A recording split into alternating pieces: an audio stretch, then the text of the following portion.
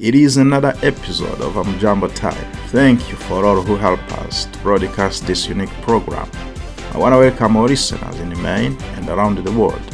Here are our headline stories. Borrowers who have never lived in a home owned by their biological parents or legal guardians can be assisted to own a home thanks to MaineHousing's first-generation pilot program. We have them on the show to explain. Immigrants have opportunities to help them start businesses. And they actually helped me close down everything just to buy my furnitures, everything, so I can be ready to start my business. All they need is to tap into them. We will develop this to you. We have a quick tour at Burundi Star Cafe, a space where connections are made. The history of enslavement in Maine. Did the state have a hand in slavery? Over 70 vessels with significant connections to Maine because either they were built here or registered here or they were captained and crewed by Maine men. We have Dr Meadow Dibble on the show. She details the role of Maine in the transatlantic slave trade. At Amjambo Africa, we bring new Mainers together with all Mainers. This is a collaboration between Amjambo Africa and WMPG of Southern Maine University 90.9 FM. My name is Jacques Kuzimana and I'm your host. Thank you for tuning in.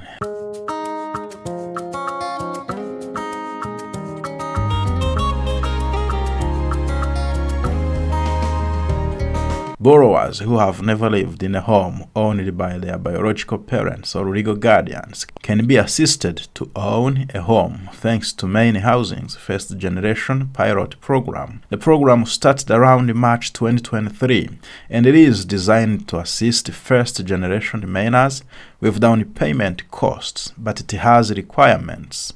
How does it work? On the show, I have Tina and Jessica to explain more about this program. And this is Tina Partridge, and I am the mortgage lending manager at Maine State Housing Authority in our homeownership department. So the purpose of us designing this program was to provide the opportunity for affordable home ownership to those whose families have historically not had the benefit of owning their own home. We, in our regular first-time homebuyer program, oftentimes if someone has lived with their parents who have had the opportunity to build wealth, they oftentimes are able to get a gift to assist in the down payment and therefore being able to utilize the wealth that they've built in that home towards assisting their family members. And so there are many people in the state of Maine that have not had that opportunity. And so we decided we would design this program to assist where if they did not own a home with their biological parents or their biological parents did not own their own home, then this program should assist with some of those benefits that they would have normally gotten. Of some of the benefits of the first gen program to speak to assisting in those areas is it offers a below market fixed rate mortgage. And so MaineHousing, we have a base rate today as of June 2023. That interest rate is 5.5%. And so for this particular program for first gen, we've actually lowered that rate by 1% so that the borrowers are able to get an interest rate of 4.5%. In addition to that, we also have the ability for the borrowers to get a $10,000 grant. And in order to achieve that, they do need to go through some educational opportunities before they would be eligible to receive those funds at closing. Jessica Gurney. I am the Consumer Educator and Outreach Coordinator here at MaineHousing. So as part of our first gen program, the applicants are required to take 2 classes. The first class is a financial literacy class. We believe that financial literacy is essential and is a missing skill for some new immigrants to Maine.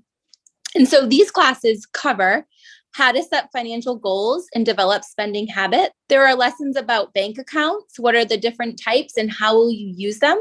How do you follow and create a budget? What are the best practices for saving and spending wisely? And how do you build good credit? We'll teach you how credit works and how to avoid getting into trouble.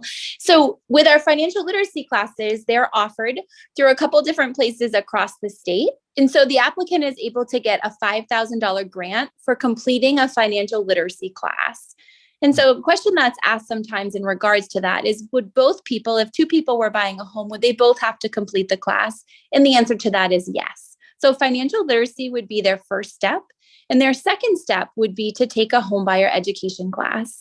In our homebuyer education class, it addresses different components as well. So some of these components include budgeting to buy a new home, your credit score and your credit report, shopping for a mortgage loan, what to expect before you buy, the mortgage home loan process, the loan closing process, and becoming a homeowner. So by completing a homebuyer education class, they would receive the other $5,000 grant, which totals the $10,000. If the client is interested in our multi-unit advantage program, meaning a duplex, a 3-unit, or a 4-unit, they would be required to complete our landlord class. All of our classes are listed right on our website. Most of our classes, clients have the option to take in person or through Zoom right from the comfort of their home. And they can just access that by going to MaineHousing and clicking on our homeowners page, or by clicking on the third graphic on our page, which is first generation.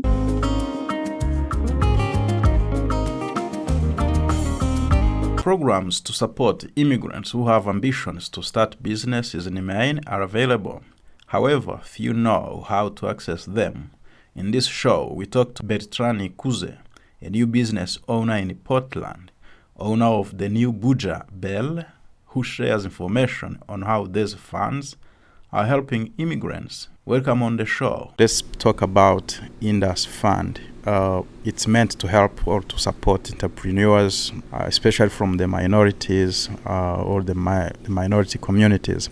So can you tell us how you have been able to reach out to them and how they have been helpful to you? So I reached out to them, and I was still remodeling the place, and I had the opportunity to sit down with a manager at Seaport. She told me more about the Indus Fund and how it helps minorities, especially when you're in a small business. And at the stage that was in, the business was still young and not operating. They came down here and visited the place. They saw how serious and my commitment was at the time, and they helped me. And they even actually told me that even while I grow, I can still reach out to them for any more assistance. But they were very, very helpful, and they actually helped me close down everything just to buy my furnitures, everything, so I can be ready to start my business. Yes. Yeah. So as in someone, an immigrant who is starting up the business, so can you tell us more, like, what are the needs for someone who want to start business? Do we really need the support from different programs? So do we need more? Do we have enough? So do we know even if they exist? So according to your experience, can you tell us more about it? So there is more opportunities that we know, actually. And I think one of the challenges is that we don't seek information, but there is so many programs that are here to assist us. They are here for us to make sure that we can dream, that we can make sure our dream comes true. So one of the things that I did was to reach out to every opportunity or every information that I received. I reached out to CEI, I reached out to Indus Fund, I reached out to the city.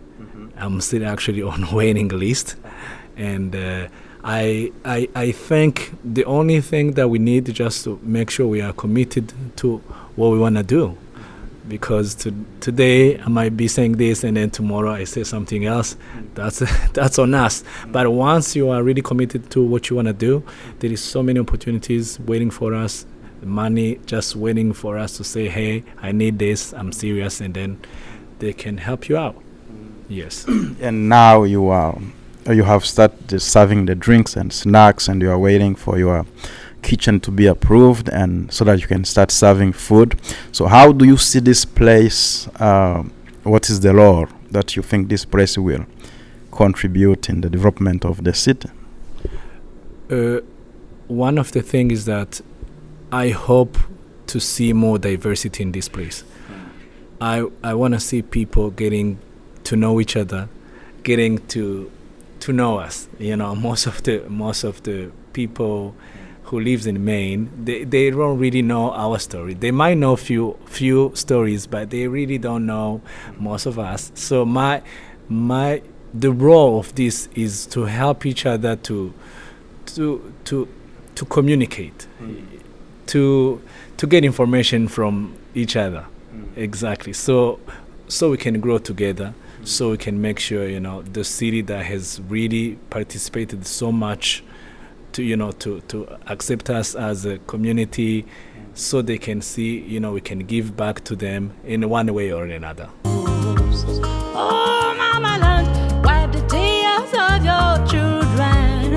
Oh, Mama Land, give the chance your young boys and girls. We also have tips. They help us to navigate life in Maine. Take a listen. Owning a home is an investment that can yield long-term wealth and security, especially for those who are already paying rent. But home ownership also carries risks. Amjambo Africa has a series on home ownership available online at amjamboafrica.com that addresses questions like, is my credit score strong enough to get a mortgage? What are hidden costs of owning a home? Is it better to build or buy? What is the role of a realtor? What are pros and cons of buying a house in foreclosure?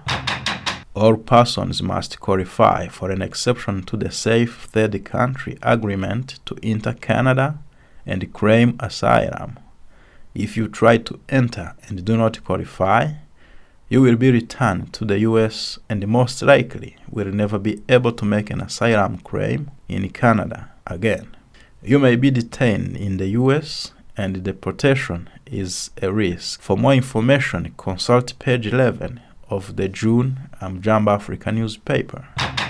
About 1 of every 10 people who is infected with COVID-19 continues to experience symptoms for a long time. Scientists call this long COVID or chronic COVID. People who think they may have long COVID should talk with their primary care providers. Even without a cure, providers can help manage symptoms. They may also be able to help patients access the health and social support necessary for coping with disability resulting from long COVID. Amjambo Time is brought to you by Jaha Kuziman. Coffee and snacks that are hard to find in typical markets. This is what I saw in Burundi Star Cafe on St. John's Street. I opened the microphone to clients who were there. Take a listen. I started coming in here probably about a year ago, and I found the coffee to be exceptional. I've traveled in Africa. I've had Kenyan coffee, Tanzanian coffee, Rwandan coffee. I've never been in Burundi, but now I have good friends from Burundi, and the coffee is exceptional. So I was very happy, and I come here all the time now. You share the same view? Same, absolutely. Wow. Yes. So when you see an immigrant coming here and starting a business of coffee that you like, so what's your impression? I think it's just great. I think everybody is friendly, everybody is interested in one another, and the coffee is excellent. So it makes for meeting new people and hopefully making friends. Yes, and everybody in this country has come in and had an opportunity, and I love to see people take advantage of all of that. Thank you so much. You're welcome. wowe waduheye dushenje kwitwa ababyeyi izina risumba y'abandi. Running and teaching the history of enslavement in America is becoming a polarized issue nowadays. Did Maine have a hand in slavery? What can be done to make sure truth is not brushed aside? These were topics discussed during Art in the Wake Reckoning and Remembering Symposium organized by Indigo Arts Alliance. On the show, I have Dr. Meadow. She details the lore of Maine in the transatlantic slave trade.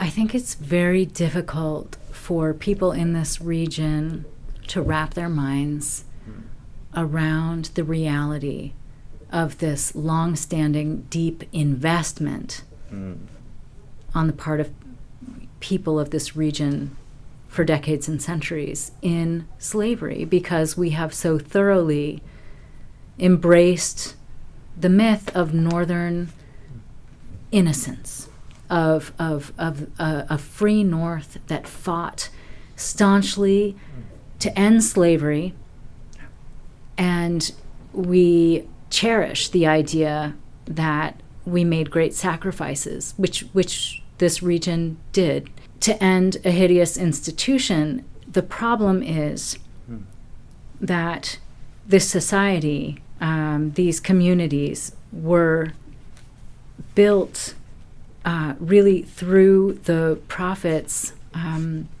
that came to us through the very same exploitation of enslaved labor that occurred in the American South. The difference is, here in the North, our involvement, yes, there was slavery here, but our involvement largely took place overseas.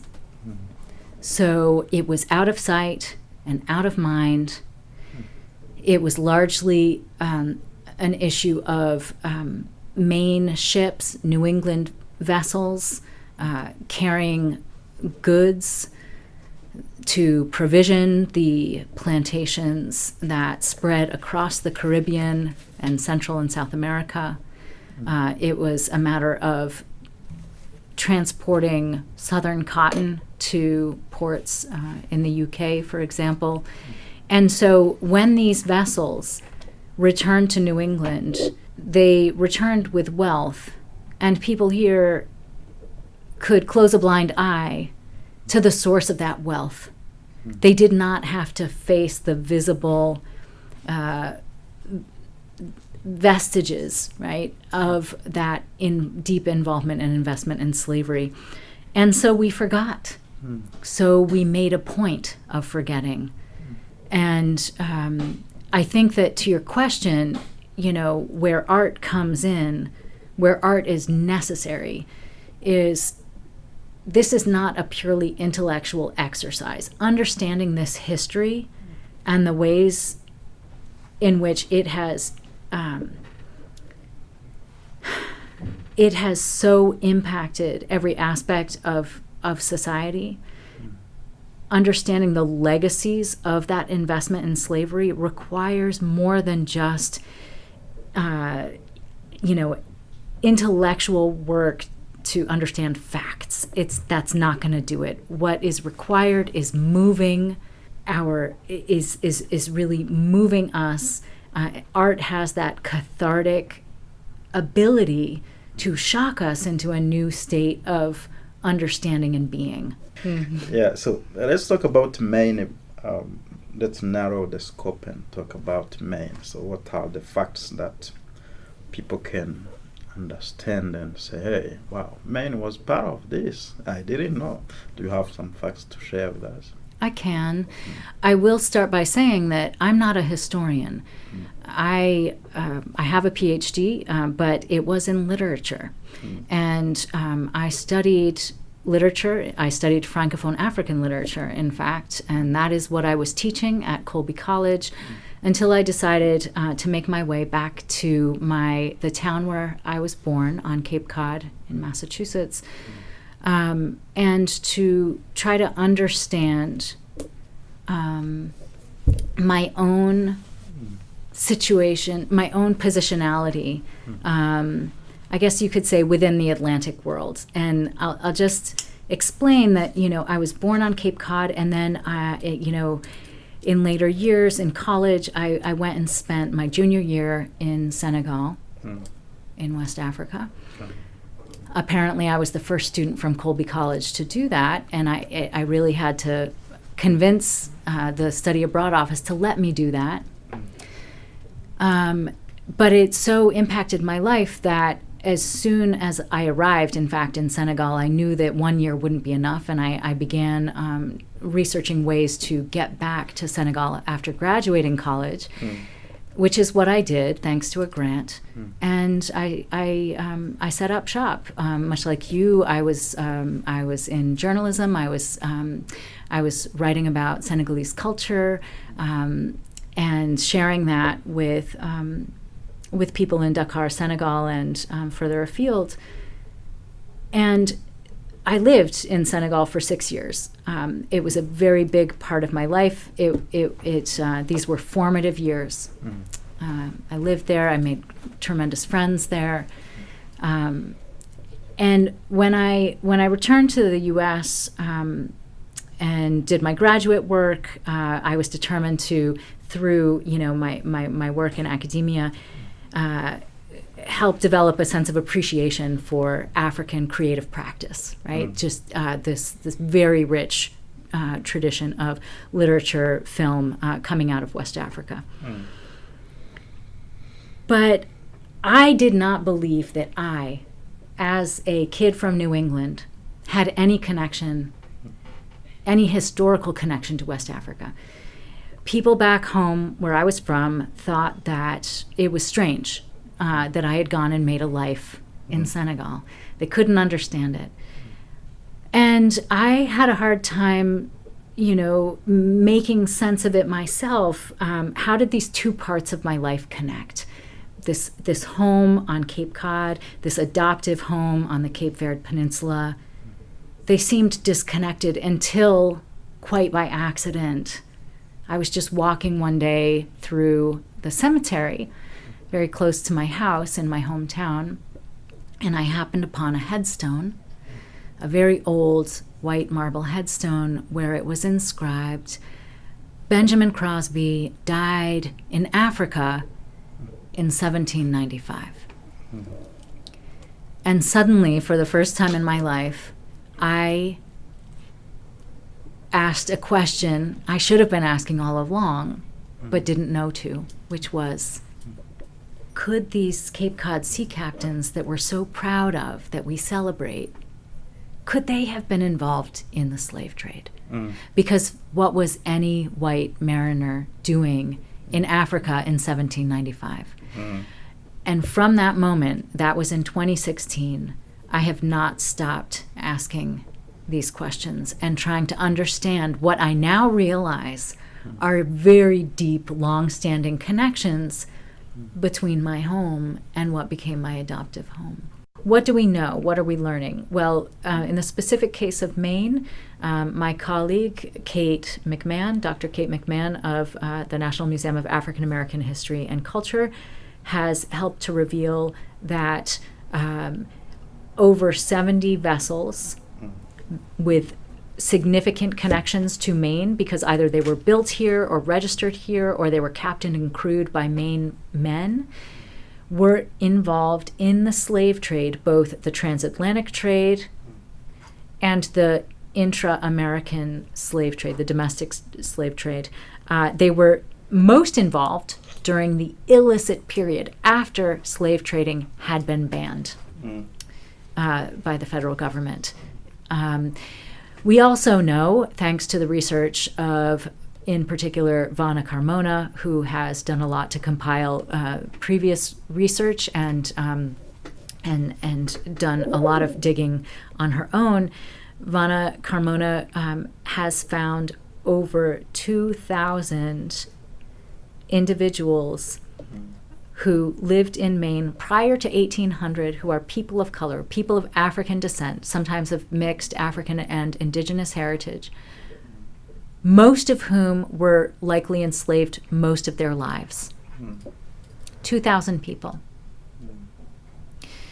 We don't know the names of all of them, but for many of them we do, and we know that they existed.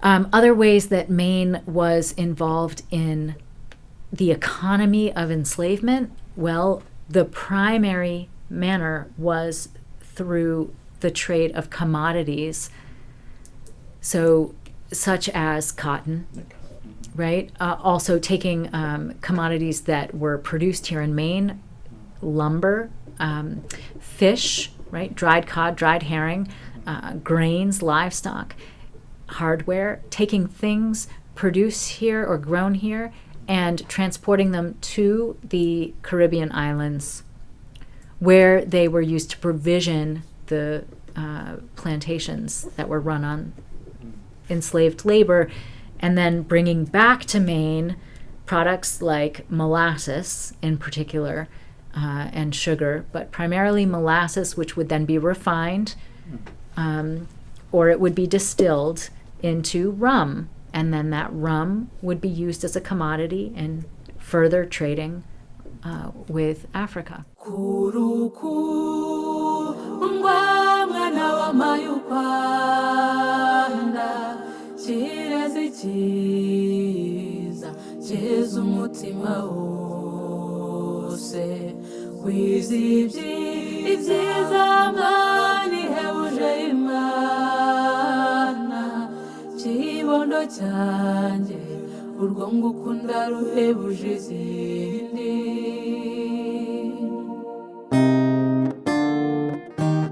Kuva gera mu buzima bwacu bwabaye bushya butaha umunezero twamenye urukundo ruhebuje urundi rw'imizi ishobora kure ikeza umugisha. A new release from Clarisse Karasira, a new Maine musician from Rwanda. The song is called Kwanda. Wowe waduhe dushenje kwitwa ababyeyi izina risumba ayandi mu buzima wowe nzozi za nyogokuru na sagakuruza. It is the second song in 2 months. She is working around the clock to launch an album in Maine by this summer.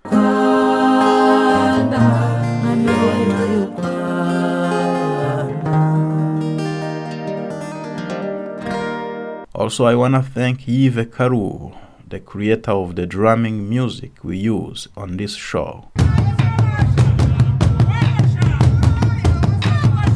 We have come to the end of today's Amjambo time. Thank you for tuning in. Please keep an eye on WMPG and the Amjambo Africa website for a podcast of this show and the more news we are covering in Maine. And remember to subscribe on our YouTube, Amjambo Africa, where you can watch all the shows that we produce.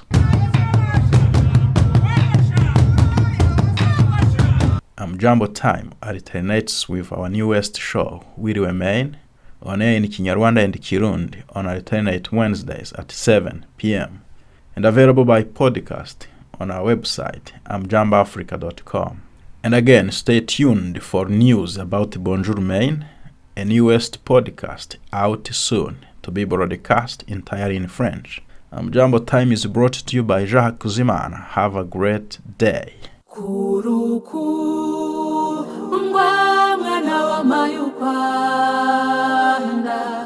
Kirezi cyiza cyeza umutima wose wizibye ibyiza mani hebuje Imana kibondo cyanjye urwo ngukunda ruhebuje izindi.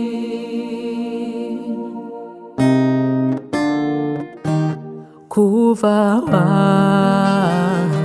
gera mu buzima bwacu bwabaye bushya butaha umunezero twamenye urukundo ruhebuje urundi rw'imizi ishobora kure ikeza umugisha. Kubona ukura utambatamba muri mbuga nirwo rumuri rutama rususurutsa umuryango.